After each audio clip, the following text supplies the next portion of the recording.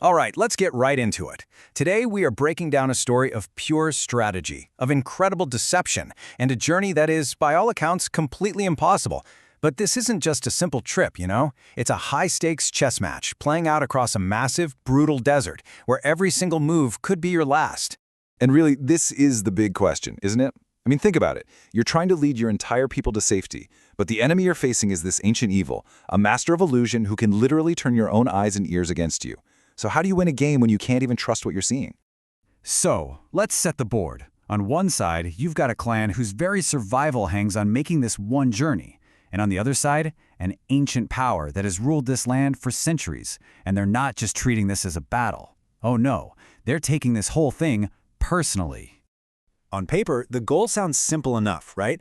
Just get your whole community. We're talking everyone, men, women, kids, plus all their livestock, across one of the most punishing landscapes you can imagine to get to this safe haven of Olympus.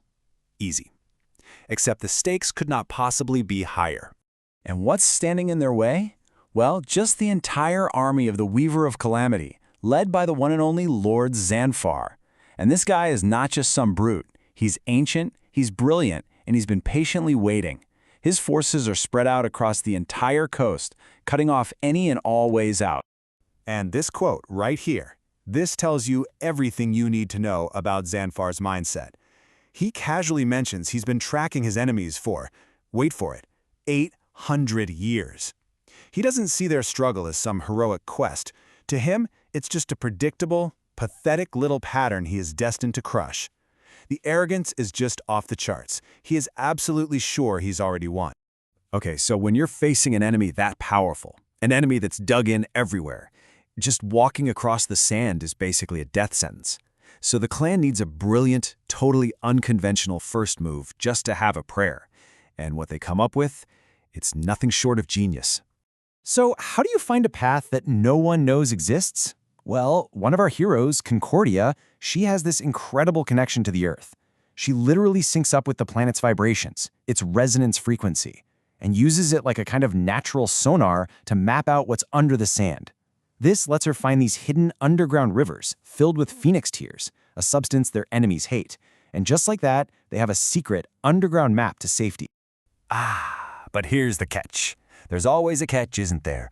The map shows that the path, while safe from the enemy, is full of treacherous mountains and rugged terrain. It's just way too hard for people and animals to cross on foot, so their brilliant plan needs another layer of brilliance. And their solution is the Kraken Andromeda.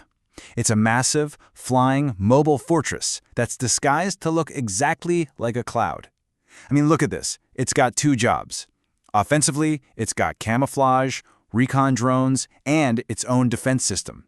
But just as important, it's a floating ark. It has living quarters, barns for livestock, food storage, the whole shebang, all hidden in plain sight. Now you'd think, okay, a giant flying cloud fortress, that's got to be the ultimate trump card, right? Game over. But you have to remember who they're playing against. Zanfar isn't just sitting there watching things happen. He's playing the long game, and he is just about to make his countermove. And there it is, the big twist. Zanfar knew the entire time. He knew they were being spied on. He was fully aware that Kiran was using migratory birds for surveillance, and he was intentionally putting on a show for them. He wasn't being watched, he was performing. So how does he set his trap? With a nasty little spell called Overlay Superimposition. He basically hacks the senses of the spy birds, feeding them a complete illusion.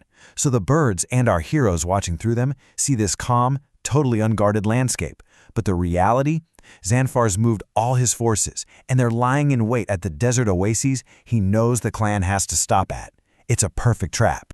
You know that moment in a chess match where one player smugly says checkmate only for their opponent to reveal they saw the trap 3 moves ago? Yeah, this is that moment. It is time to turn the tables. Kiran, our other hero, he just feels it. Something is wrong. The data feed from the birds, it's different. He used to get video and audio. Now it's just silent video. And the birds aren't flying in their normal patterns anymore. It's a tiny clue, but it's enough to make him think, what's going on here? So he runs a check with his tactical AI, the Sagittarius system, and boom, there it is, the confirmation, in all caps no less. The birds are under a spell. The data is a lie. This whole thing is a setup for a massive ambush. The trap is now officially exposed. And this is where things get really good. This is where pure guts meets strategy. So do they turn back? Find another way? Nope. They decide to lean right into the danger. They know exactly where Xanfar's forces are hiding. So they're going to walk right into that trap and spring one of their own. Now, to even begin to understand how they could possibly pull this off, you have to understand Kieran's power. We need to get into the metaphysics of it, because he's not just some warrior. He's something much deeper, much more profound. We get this flashback to his training, and it lays out the whole philosophy. See, an elementalist isn't someone who controls the elements, who forces them to do his bidding. That's what tyrants do. No, a true elementalist finds harmony and flows with them. The idea is that control is just a form of fear, but real power, that comes from being an ally. So, as they get close to the amber spot, Kieran closes his eyes. He doesn't prepare to fight the desert. He fuses his own consciousness with the desert. His senses just spread out, becoming part of the air, the ground, every single grain of sand. He and the entire environment become one. And the desert responds. He doesn't give a command. He doesn't force it. The sand just starts to move. It churns up into these enormous waves that just sweep over Xanfar's ground troops, swallowing them completely. And for the troops in the air, an ominous, dark cloud just materializes out of a clear sky. A furious sandstorm erupts from nothing, blinding Xanfar's flying forces, smashing them with the full power of the atmosphere itself. This is it. This is the ultimate expression of what it means to be an elementalist. Kieran's enemies, they aren't really fighting him anymore. They're fighting the desert itself. The very elements, filled with their own virtue, are willingly rising up to kick this evil out of their home. The victory is fast, it's absolute, and it's won not through force, but through partnership. And that kind of leaves us with this final thought, doesn't it? In a world so focused on brute strength and clever traps, maybe, just maybe, the greatest power isn't about bending the world to your will, but about finding a harmony so deep that the world itself chooses to fight right alongside you.